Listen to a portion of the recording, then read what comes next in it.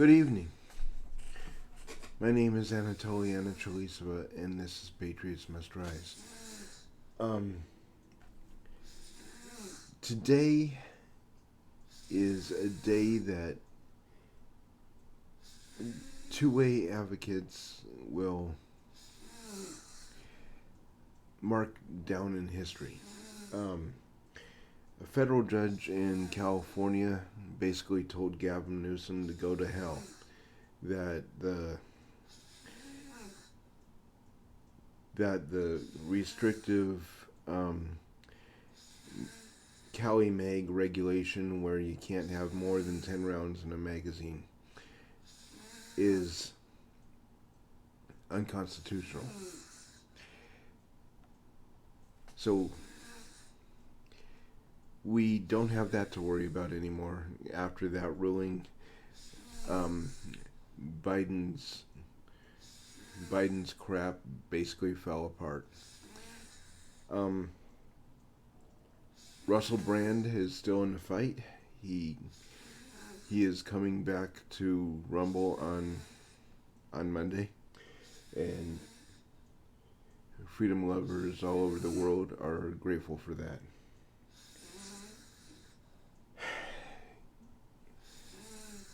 I am, on a personal note, I am currently working with CT Farm Pro, learning about how to use my different devices to mine crypto as the day goes by, to supplement income. And it's working. So if you're interested in that, I do have a referral code in the donation link that will be in the description. As you know, this is a completely crowd-funded, independent channel. And basically it's just me and my wife. So we greatly appreciate it. I'm the only one working, and I have a lot of disabilities myself. My wife is also disabled, and she is not working. So any income that we can generate is a godsend. But that brings me to my point.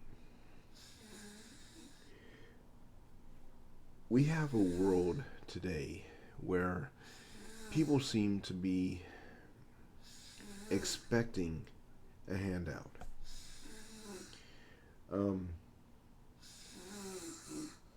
In 2001, there was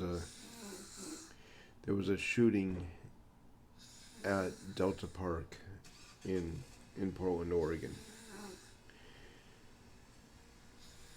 where a security guard, I've seen the best cam footage, unedited best cam footage, and if I was on a jury, it would have went completely different for the security guard. He's looking at 25 to life. He was already convicted. He's doing hard time. But a homeless man who happened to be like this kingpin drug dealer in Delta Park,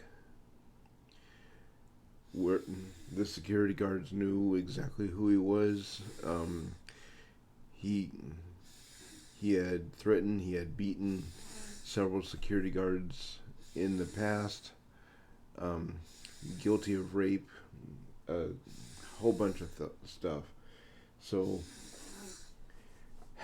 the jury basically believed that the shooting was not only premeditated once he realized who the man in the truck was, but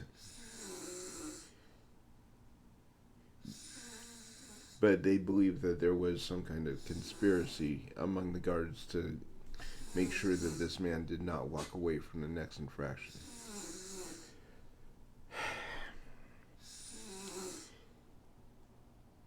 What basically happened was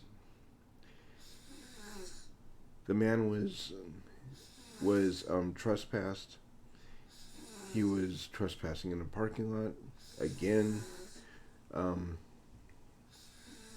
Could have gotten him on criminal mischief or possibly even burglary if he had went into any of the stores and taken anything. But the security guard, like the second day on the job, comes up to this guy, completely rude, tells him that you've got to move, you don't belong here, you've been trespassed, but in a very aggressive, very rude manner. The guy starts his truck after macing the security guard and proceeds to hit him in the legs with the front of his vehicle. And then he backs up. The security guard pulls his gun.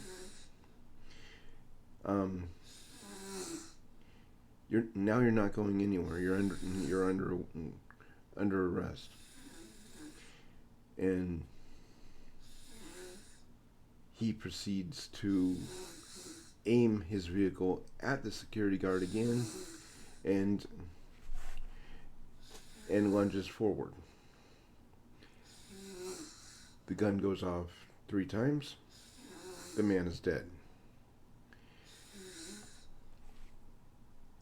The jury was out to make... this is Portland, Oregon. This is also 2021. And they had just had enough with the riots, enough with the violence and everything else that happened to be staged to get rid of conservatives in Portland after the 2020 election. So anybody with a badge was a target.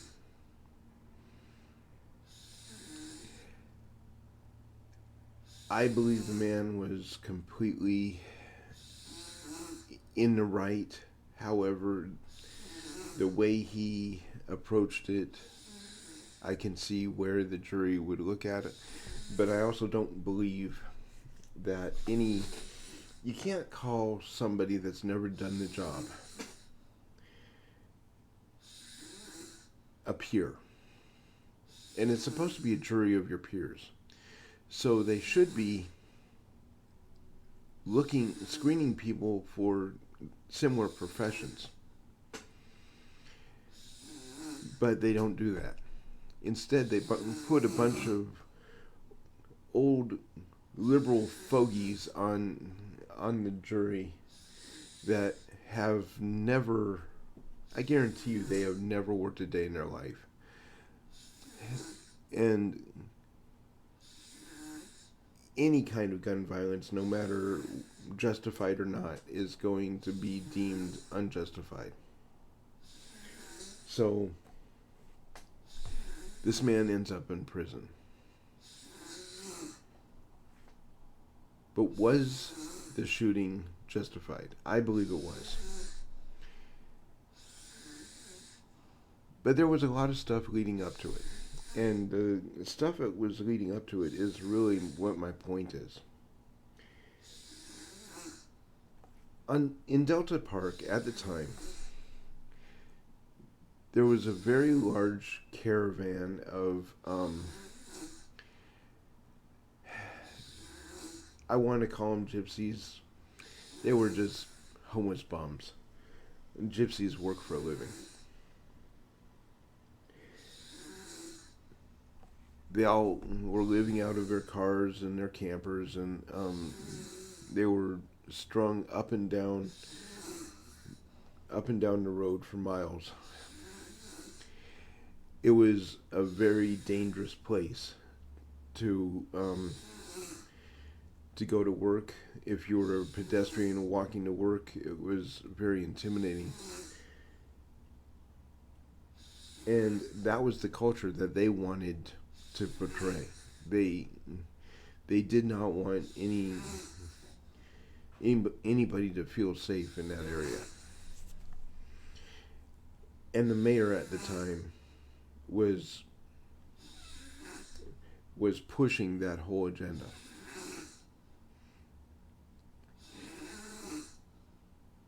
So these people were coming into the stores just like they are now. I mean, Walmart, they're putting Walmart stores out of business because of the constant shoplifting and stuff, and the DA is not doing anything. The same kind of stuff was happening in 2021. But now, you fast forward a couple years, they've cleaned up the area, kind of. But it's a different crowd. The kingpin drug dealer is obviously dead.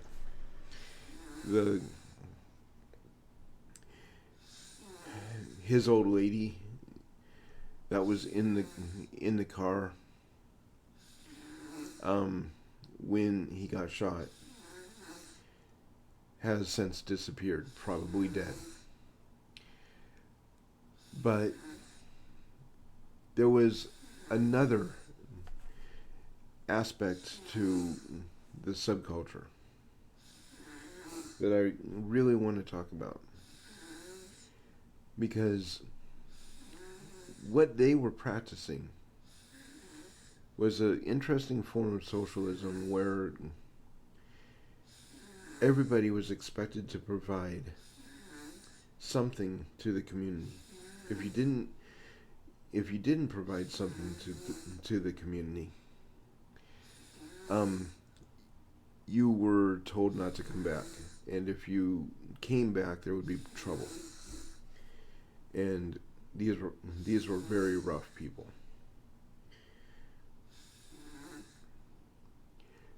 So anyway, the woman that was the kingpin's old lady, I don't know if they were married, I don't know anything about that, tries to come back into the group.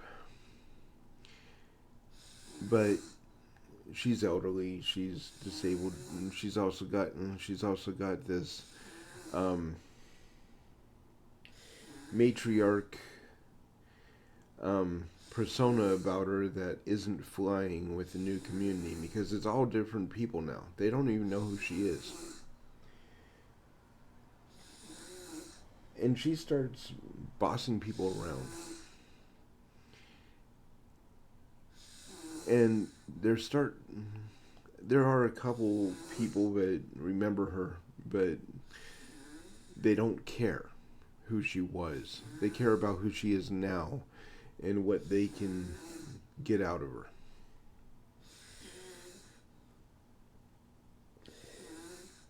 They were sticking up for her, but now they're like, the young ones are right. You have no place here. So she's pushed out of the tribe and expected to fend for herself. I don't know what happened to her after that. We haven't seen her since. But the point is, these are the lowest of the low in modern culture. They are the beggars of old. They are the ones that would be hanging out around the temple with their hand out, please, alms for the poor, that kind of stuff.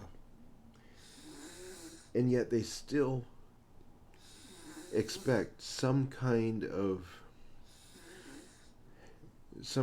give and take from everybody in the community.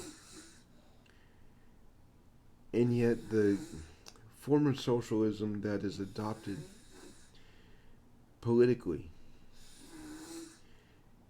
is this something for nothing idea. An idea that doesn't even fly on the streets. And I wanted you to think about that. If the people that society has thrown away will not even adopt the idea of something for nothing, why is it the elites are pushing this whole idea in the first place? Anyway, I'm Anatoly Anatolisov. This is Patriots Must Rise. Please like, subscribe. There will be a link in the description. I really, really hope to see you again. Until next time, live free, die well, and love your neighbor as Christ has loved you.